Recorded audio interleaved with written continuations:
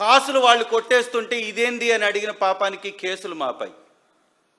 ఈ రాష్ట్రంలో కాసులన్నీ వారికి, కేసులన్నీ వైఎస్ఆర్ కాంగ్రెస్ పార్టీ వారికి. క్యాష్ని సూట్ కేసులో పెట్టి రాజేష్ గారితోటి లోకేష్ గారికి పంపిస్తుంటారు ఈ నేరస్తులంతా.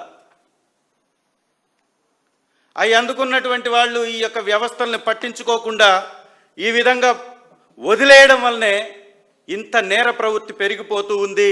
ఇలాంటి వారి మీద కఠినమైనటువంటి చర్యలు తీసుకోవాలి. ఎంత బలిపితనికి, ఎంత శాడిజం! ఓ చిన్న బిడ్డని, స్కూల్కి వెళ్ళేటటువంటి బిడ్డని తీసుకొచ్చేసి వీడియో తీసి మరి బెదిరింపు. ఇది తెలుగుదేశం నాయకత్వ ప్రభుత్వ పనితీరు. ఇవన్నీ తప్పించుకోవాలి. వీటన్నిటినీ చర్చలోకి రాకుండా చేయాలి. చర్చకి వస్తే వాళ్ళకి సమస్య వస్తుంది. కాబట్టి ఇమీడియట్గా దేవుణ్ణి తీసుకొచ్చేసేయాలి. వరదలు వచ్చినాయి అంటే వరదల్లో రాష్ట్రం కొట్టకపోతే వైఎస్ఆర్ కాంగ్రెస్ పార్టీ మీద నెపం నెట్టేయాలి. ఏమన్నా మాట్లాడితే ఏ ప్రశ్న వేసినా మీకు వచ్చింది 11 నంబరే అంటారు. ఈ 11 నంబర్ వచ్చినటువంటి నాయకుడిని చూస్తే చెడ్డీలు తడుపుకుంటారు. మళ్ళీ అసెంబ్లీలో చెప్తారు ఇక్కడి నుంచి గుంటూరు పోవడానికి 6 గంటలు పడుతుంది ప్రతిపక్ష నాయకుడికి అని ముఖ్యమంత్రి చెప్తాడు. మరి పట్టదా? ప్రజలకు తక్కువ మేలు చేశాడా జగన్మోహన్ రెడ్డి గారు? పథకాలని పేదల గడపల వద్దకు తీసుకెళ్ళాడు. మరి అభిమానం చూపించరా? మీకంటే మీ చరిత్రలో 5 సార్లు ముఖ్యమంత్రిగా అయి కూడా ఒక్క పథకం చంద్రబాబు నాయుడు గారి పేరు చెప్తే గుర్తుకు రాదు.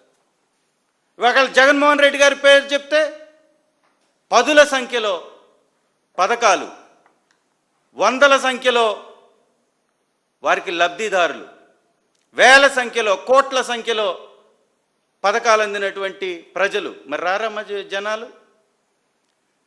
నీ కొడుకు నువ్వు పోతే నిన్ను పట్టించుకునే వాళ్ళు లేరు. ఆ వ్యానుల దగ్గర హడావుడే చేసేటటువంటి పోలీసులు తప్ప ఎవరో జనాలు లేకపోయినా ఆ యొక్క రోపులు పట్టుకునేటటువంటి ఆ రోప్ టీం తప్ప మీ దగ్గర ఎవరు ఉంటారు? మరి ప్రజలు. ఆ దేవదేవుడు కూడా క్షమించలే వీళ్ళని. వీళ్ళ పాపాన్ని బయట పెట్టేశాడు.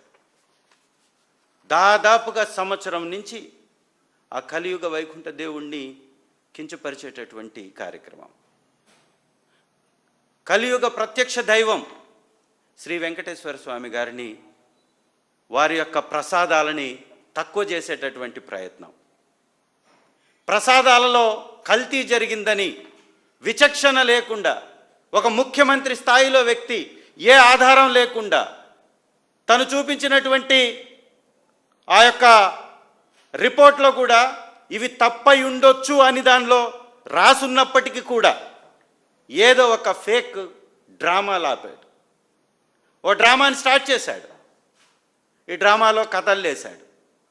ఈ చేస్తున్నటువంటి అవినీతి కనపడకుండా ఉండాలి, ఈ లూటీని లాఠీల మాటను చేసుకోవాలి, ఈ లూటీ గురించి అడిగినటువంటి వాడిని లాఠీతో బెదిరించాలి. ఇది వారి ప్రయత్నం. రీసెంట్గా చూసాం కోటప్పకొండ తిరణాల 2 రోజుల క్రితం.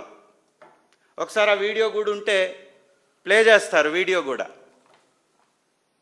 ఎన్నో సంవత్సరాల చరిత్ర కలిగినటువంటి దేవాలయం. ఒకసారి ఆ వీడియో చూడండి. పవిత్రమైనటువంటి దేవాలయం. వీళ్ళ కాసుల కక్కుర్తికి అక్కడే మద్యం అమ్ముతున్నారు చూడండి. బరి తెగింపు, ఎవడు అడిగేవాడు లేడు అనేటటువంటి బరి తెగింపు. ఏకంగా పోలీస్ కానిస్టేబుల్ కూడా అక్కడే ఉండి అమ్మిస్తున్నాడంట. ఏం పేరు చెప్పారు? అది పేరు కోటి కానిస్టేబుల్. అక్కడే ఉండి అమ్మిస్తున్నాడంట మద్యాన్ని. ఇది ఒకవైపున వాళ్ళ కాసుల కోసం వ్యాపారం చేసుకుంటుంటే, ఇంకొక వైపు వైఎస్ఆర్ కాంగ్రెస్ పార్టీ అభిమాని ఒక ప్రభ కట్టాడు. 30 పైచిలకు ప్రభలు కట్టారు అక్కడ. 30 పైచిలకు ప్రభలు కడితే, ఒక్క నిమిషం ఆపు తమ్ముడు, ఒక్క నిమిషం, ఎస్ ఆపండి. అక్కడ 30 ప్రభలు పైచిలకు కట్టారు అక్కడ. అన్ని తెలుగుదేశంయే. ఒక్క ప్రభ కడితే వైఎస్ఆర్ కాంగ్రెస్ పార్టీది ఇంతమంది పోలీసులు, ఒక్కసారి చూడండి అక్కడ ఇంతమంది పోలీసులు లైటింగ్ వేసుకొని ఇవ్వకుండా, పర్మిషన్ ఇవ్వకుండా వచ్చినటువంటి వారి మీద ఆ లాఠీలు తీసుకొని చూడండి ఎలా కొడుతున్నారు. కోటప్ప కొండ తిరణాల కూడా తెలుగుదేశం వారి యొక్క సొత్తు అయిపోయింది. అంటే వారి పార్టీ యొక్క కార్యక్రమం అయిపోయింది అది. ఇంకొంచెం సౌండ్ పెట్టండి. వైఎస్ఆర్ కాంగ్రెస్ పార్టీ నేతల మీద లాఠీ జులిపిస్తున్నారు, తరిమేస్తున్నారు అక్కడి నుంచి.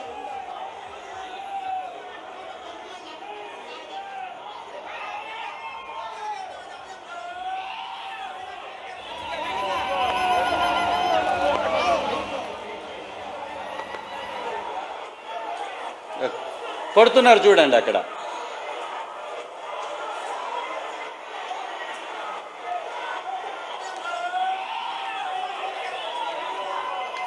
ఆపండి. ఏమండి, కోటప్ప కొండ తిరణాల మహాశివరాత్రి పర్వదినం రోజున ప్రతి సంవత్సరం ఎవరికైతే అభిమానం ఉంటుందో, ఎవరికైతే మొక్కు ఉంటుందో, ఎవరైతే మొక్కుబడిగా ఈ సంవత్సరం నేను ప్రభ కడతాను అని మొక్కుకుంటారో వారు కట్టుకుంటారు. నువ్వెవడవే ఆపడానికి?